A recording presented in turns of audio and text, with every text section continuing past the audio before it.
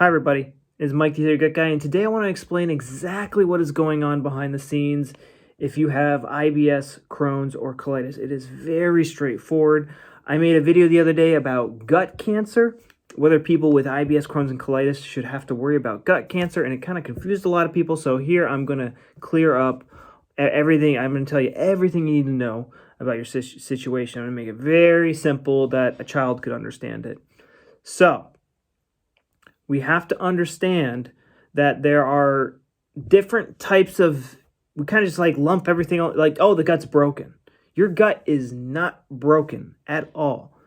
So your gut could be injured, it could have cancer, or it could have Crohn's or colitis. Now, what is the difference between these three things? So if we have an injured gut, someone eats glass, it gets cut up, and it heals in a few weeks or something like that. I don't know. You might die if you eat glass, if you ask me, but, it gets injured and it heals. And it could take a week or two.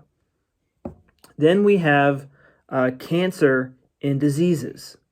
So what is going on with these two things? Because in the holistic and modern community, it's just, the explanation is it's broken. Throw more nutrients at it, throw more drugs at it. That's kind of the way it's dealt with in holistic and modern medicine, and that doesn't do anything for it. So what is going on here? Everybody who has gut cancer or they have gut disease, if we look at their brain scans, their CT brain scans, in their brainstem, they're going to have something called a Hammer focus 100% of the time. Remember, the brain controls your whole body. It controls your gut. None of that gut-brain connection crap. Your brain controls your gut. It's not the other way around. Your brain controls your gut, not that other holistic crap where it's like the other way around. Your brain controls your gut. It's not the other way around. Okay? So, the way that this starts is it starts off as a cancer. It starts as tumor. It starts off as cell proliferation. We have a conflict shock. Something, I can't digest this. I can't absorb this. This person makes me sick to my stomach. And the body's going to try to help us overcome this conflict shock by enhancing the function of the organ that the psyche chose to put into overdrive. So, it is very rare to get diagnosed with a gut cancer because it is you usually don't have symptoms. Someone with gut cancer usually doesn't have symptoms. And you also need to change your association that cancer is bad. It's just something, it's just a function of your body. It's actually trying to help you in this case. These extra gut cells are trying to help you digest and absorb this hard to digest thing in your life. If something is hard to digest in your life, this is controlled by the brainstem. It is the lizard part of your brain. It does not know the difference between a real piece of food in your gut and something imaginary in your life. These tumors serve a survival purpose. They serve the purpose of creating extra digestive juices and creating more surface area to help you digest and absorb this hard to digest thing in your life. The modern world calls it cancer. I just call it cell proliferation or tumor growth. But, those words have, the second you hear cancer or tumor, people start freaking out because of, modern medicine, how they market cancer.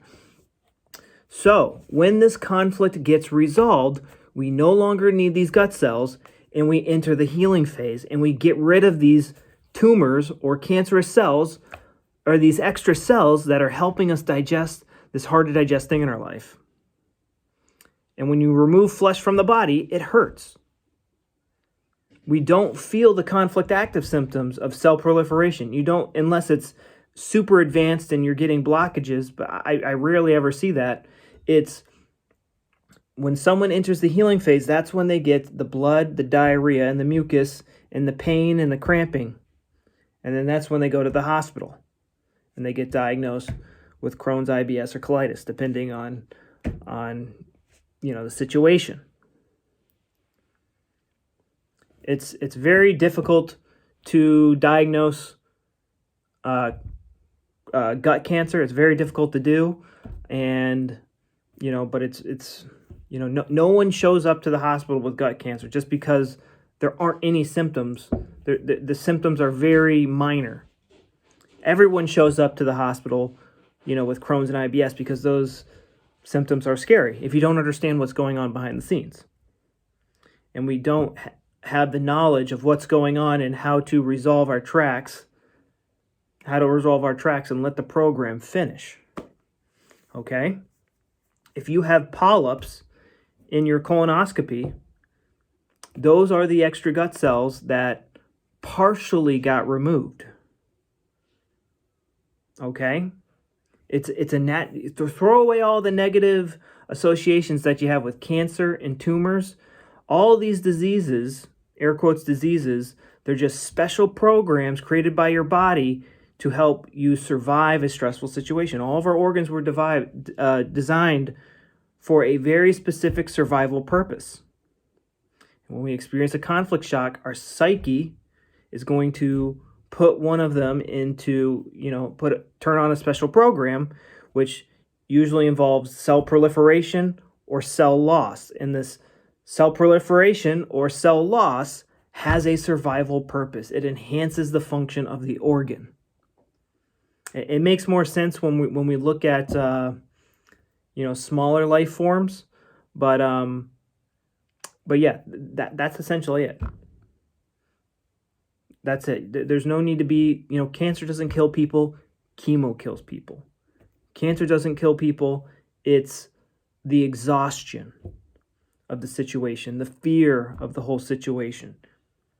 It's very rare that the tumor itself kills somebody. It's always the chemo or just, a lot of cancer treatments today involve going on a vegan diet or a vegetarian diet, which is the worst thing you can do if you have cancer because the body is burning through nutrients.